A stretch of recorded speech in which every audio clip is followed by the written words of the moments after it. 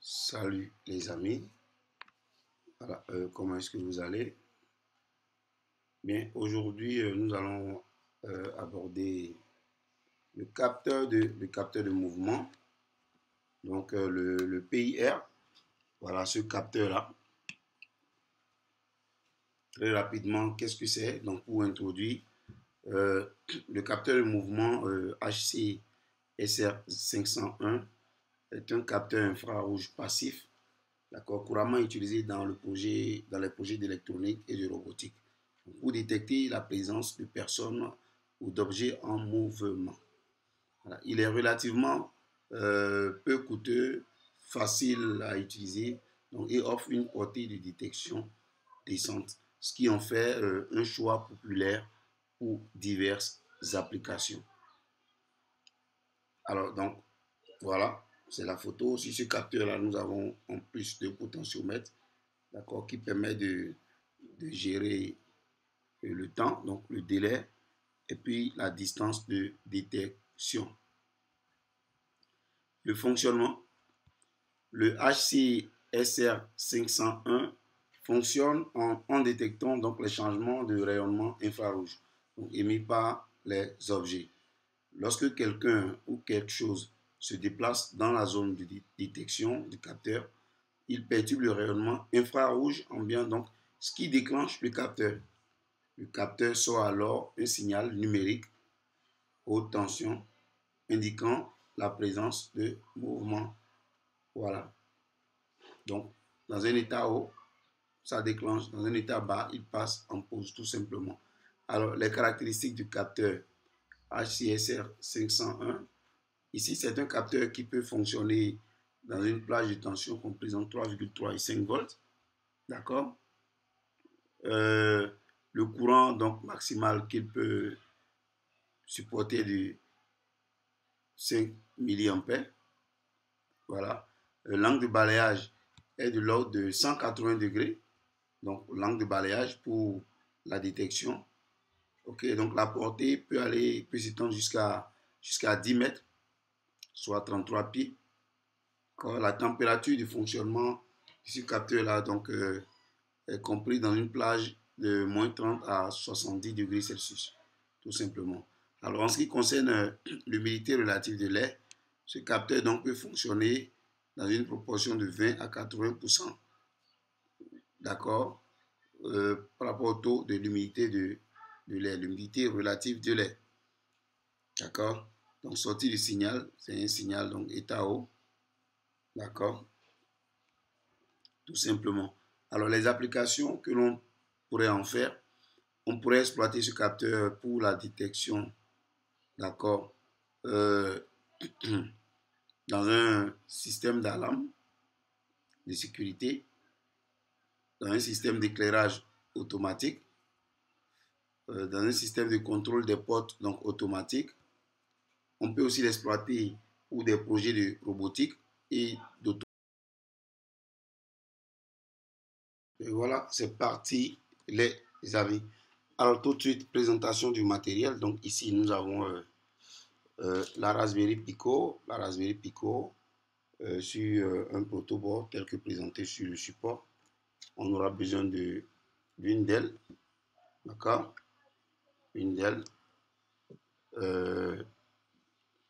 un buzzer, bon, une résistance. Je n'en ai pas mis sur le support, bon, on va quand même s'expliquer. Un transistor et le fameux PIR, comme je l'ai dit, suivi des fils de connexion, autrement dit, les jumpers. Voilà, tout de suite, on passe au câblage. Alors, pour le câblage, donc, je peux partir du PIR. J'ai mon code qui est là. On pourra le commenter, ce code-là, tout à l'heure.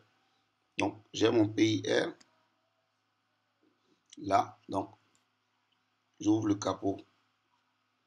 Là, j'ai les informations sur le brochage. Donc, le fil bleu, c'est du VCC. Le fil violet, c'est le signal, l'output. D'accord? Et le pin out. Et puis, le data out, et puis le JND. Alors, il n'y a pas de souci, c'est déjà repéré. Je ferme ce capot-là. Donc, ici,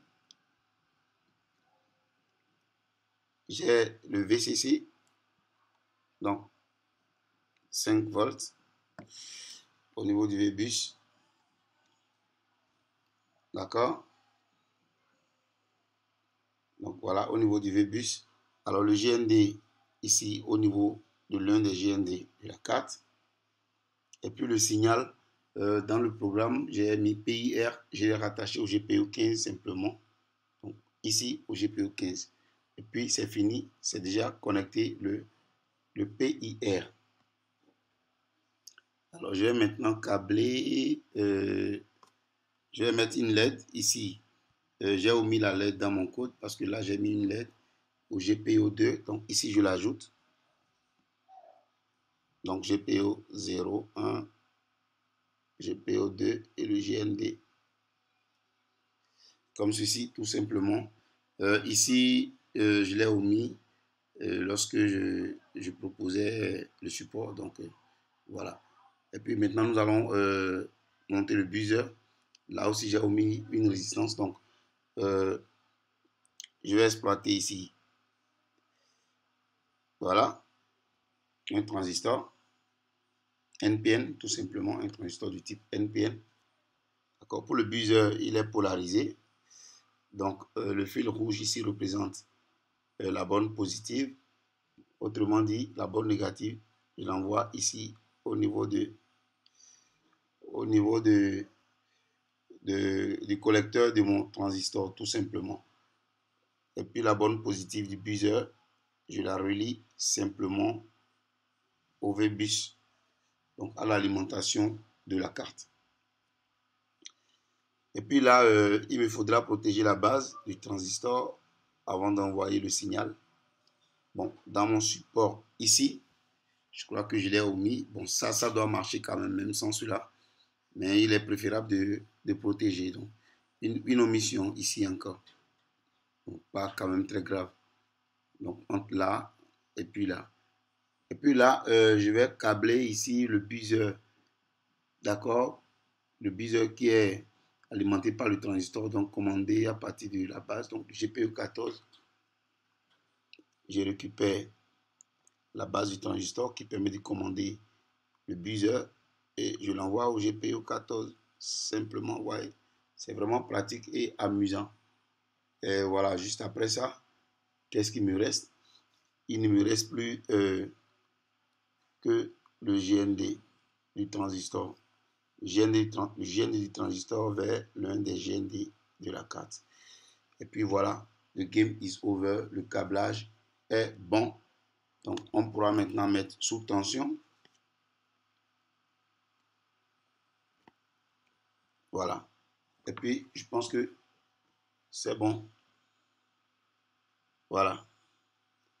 Donc on attend que le PIR s'active pour démarrer la détection. Voilà, un signal est déjà émis. C'est que le câblage, il est bon. Voilà. Bien, maintenant nous allons passer au code. Le temps que ça se charge.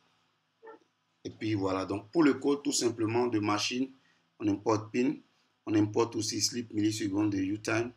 Ici, pour la configuration, j'ai créé 3 variables, LED, PIR et buzzer. Donc, la LED connectée au GPIO 2, le PIR au GPIO 15, le buzzer au GPIO 14. Ici, j'ai créé une fonction alarme donc, qui serait déclenchée lorsqu'un mouvement est détecté. D'accord? Et ici, une fonction qui permet de contrôler donc, le PIR, tout simplement. Et puis là, je lui dis si la valeur est détectée, de m'afficher alarme déclenchée sur l'écran et de me déclencher 2 fois l'alarme tout simplement. D'accord? Et puis ici, pour le rappel ici, je lui dis chaque fois qu'il détecte un mouvement, d'accord? Chaque fois qu'il détecte un mouvement, de me déclencher le PIR. Tout simplement ça. Donc on va voir si c'est déjà bon pour le PIR. Voilà tout de suite. Dès qu'il détecte un mouvement, il déclenche. Vous voyez? Donc voilà. Je bouge encore le dos. Et voilà pour le petit test. D'accord. Donc ici, chaque fois qu'un mouvement est détecté, d'accord, donc l'alarme est déclenchée ici. Donc ici, cette petite fonction-là, d'accord, va déclencher le contrôle PIR. Donc voilà un peu. On appelle ça simplement la gestion des interruptions. Voilà, tout simplement. Alors regardez, je bouge un peu le doigt, vous voyez. Avant que mon doigt n'arrive là, l'alarme déclenche. Donc tout de suite, on pourra expérimenter. Voilà, je bouge. Voilà, il a déjà détecté même le mouvement jusque-là. Là, il est au calme, je bouge un peu, regardez. Voilà. Dès qu'il détecte l'alarme, et il détecte le mouvement, pardon, déclenche l'alarme. Voilà, vous voyez un peu. Donc, je demande simplement à la LED de clignoter indéfiniment. Dès que le mouvement est détecté, que le système m'arrête toute autre activité et me déclenche le buzzer. Vous voyez, donc tout simplement ça. Donc voilà les amis, une petite vidéo vraiment intéressante, pratique. On pourra l'utiliser avec d'autres modules pour l'alimenter sous même 220 volts. Voilà, tout simplement. Donc, veuillez liker,